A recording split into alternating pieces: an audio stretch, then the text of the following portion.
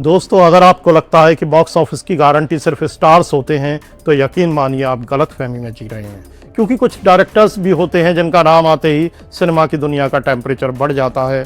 Advance booking बेतहाशा दौड़ने लगती है और रिलीज से पहले ही फिल्म का ब्लॉकबस्टर होना तय हो जाता है। आपको शायद एसएस राजामौली का नाम याद आए, लेकिन एक शख्स और हैं जिनका नाम है लोकेश कनगराज। जैसे राजामौली ने मास अपील को एक साइंटिफिक फार्मूला बना दिया है, अब उसी फार्मूले को अपनी इंजीनियरिंग से फाइन ट्यून कर रहे हैं लोकेश कनगराज।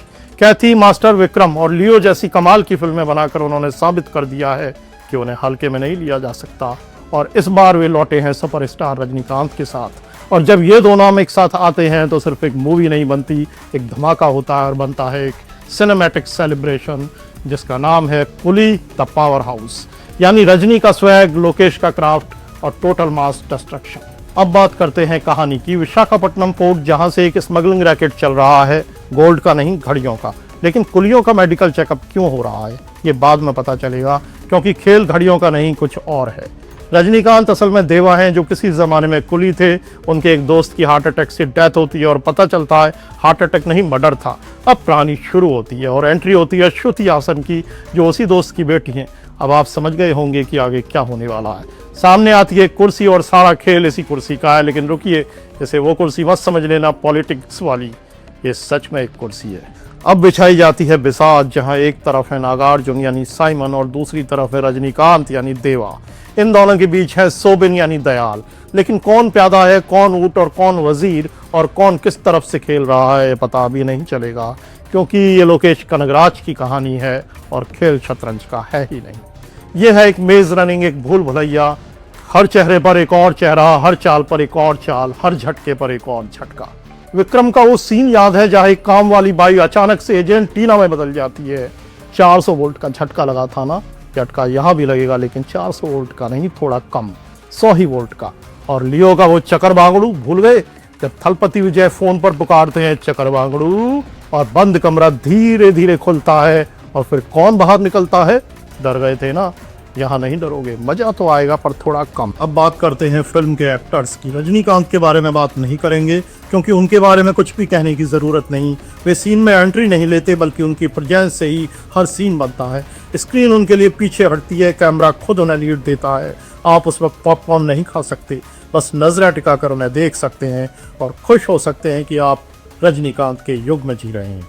अब बात करते हैं कहानी के खलनायक की। अगर खलनायक की एक आर्ट है तो यकीन मानिए नागार्जुन इस आर्ट के मजे हुए कलाकार नजर आते हैं।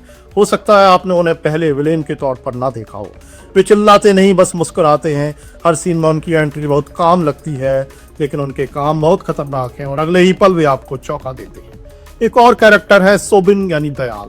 उनके डांस मूव्स देखकर आपकी आंखें फैल जाएंगी और मजा आ जाएगा, लेकिन इससे भी ज्यादा मजा आएगा जब उनके असली मूव्स सामने आएंगे।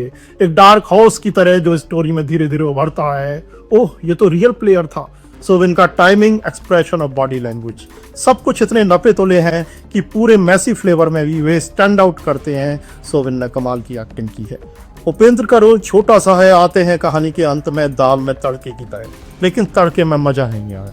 और हमारे कटप्पा यानी सत्यराज जितने लंबे चौड़े हैं, कहानी में उनका रोल उतना ही छोटा है, लेकिन ट्रेलर में तो बड़ा लग रहा था। आ गए ना धोखा।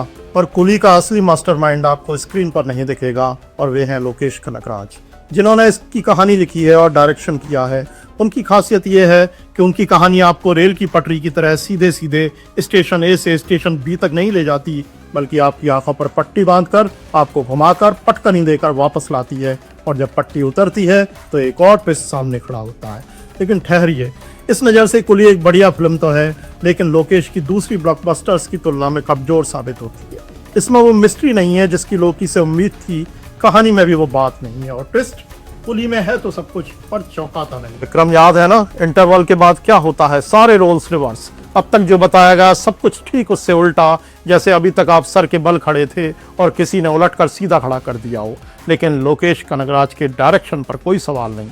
उनका डायरेक्शन हमेशा एक ब्लूप्रिंट की तरह होता है। हर शॉट प्लान, हर मोमेंट का पे ऑफ, हर सीक्वेंस एक इमोशन के साथ टाई होता है। सिनेमाटोग्राफी ऐसी है जैसे अलग अलग फ्रेम को पॉज करके दीवार पर टांगने के लिए पोस्टर बनाए जा सकते हैं। अब बात करते हैं एक्शन की। कुली का एक्शन रजनीकांत के लिए ही बना है, कोई blink and you miss style नहीं जैसे आईपी मैन में डॉनी येन करते हैं, बल्कि ये रजनीकांत का स्टाइल है। थोड़ा ठहरिए, ये मारिए किक और गुंडे स्लो मोशन में उड़ रहे हैं, इतना ग्रेसफुली तो हम तकिया भी नहीं फेंकते। लेकिन अगर आप विक्रम जैसी लाइटनिंग फास्ट एल्बोज और लियो वाले floor to ceiling takedowns के फैन हैं तो यहाँ कुली थोड़ा पीछे लगेगा।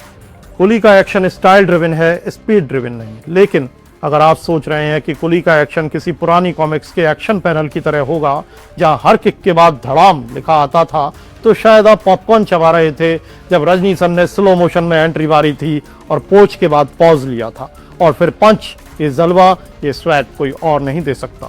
अब बात करते हैं म्यूजिक की। कुली की कहानी जितनी विजुअली हैवी है उतनी म्यूजिकली इमर्सिव भी है और इसका सबसे बड़ा क्रेडिट जाता है अनिरुद्ध रविचंद्र को। बीजीएम ऐसा है कि हर एंट्री सीन, हर रिवील मूवमेंट इमोशंस को हाइट पर ले जाता है।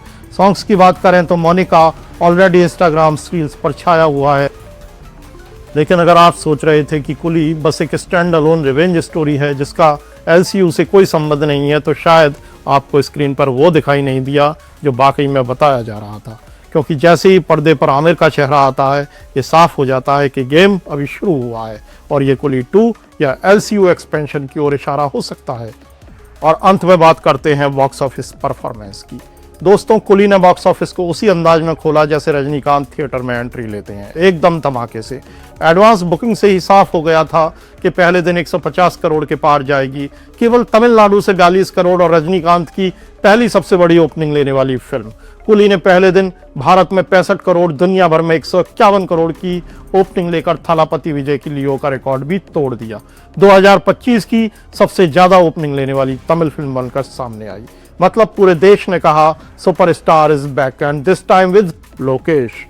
लेटेस्ट कलेक्शन की बात करें तक 230 करोड़ का इंडिया नेट कलेक्शन हो चुका है और वर्ल्ड वाइड टोटल 445 करोड़ के पार जा चुका है और आगे बढ़ रहा है। प्रोजेक्शन ये है कि 600 करोड़ को जल्दी ही पार करेगा। हाँ, वार 2 अभी भी पोस्टर रीडिजाइन कर रहे हैं क्योंकि कुली के पक्ष में फुटबॉल रेशो 5 गुने से भी ज्यादा है। तो दोस्तों, अगर आपने फिल्म अभी तक नहीं देखी है तो जाकर देखिए, सिर्फ रजनीकांत के लिए नहीं क्योंकि आप उनके फैन हैं, मगर उससे भी ज़्यादा लोकेश कनगराज की स्टोरी टेलिंग के लिए, उनके क्राफ्ट के लिए और उनके डायरेक्शन के लिए, क्योंकि उनकी फिल्में सिर्फ उनके नाम से देखी जाती हैं। तो जाइए, टिकट खरीदिए और देखिए, क्योंकि Coolie is not just running, Coolie is ruling. Cinema पर ऐसी ही एनरिचिंग और गहराई वाली बातचीत के लिए चैनल को सब्सक्राइब कीजिए और बेल आइकन को प्रेस कीजिए, क्योंकि यहाँ हम करते हैं बातें सिनेमा की, कहानियों की और कविताओं की, उनकी जो कुछ बदल जाती हैं आपके भीतर। तब तक के लिए मन से देखिए, क्योंकि सिनेमा सिर्फ आंखों से नहीं देखा जाता। और याद रखिए, जब भी कोई अच्छा सिनेमा आता है तो उसकी गूंज कानों में नहीं, दिल में उठती है।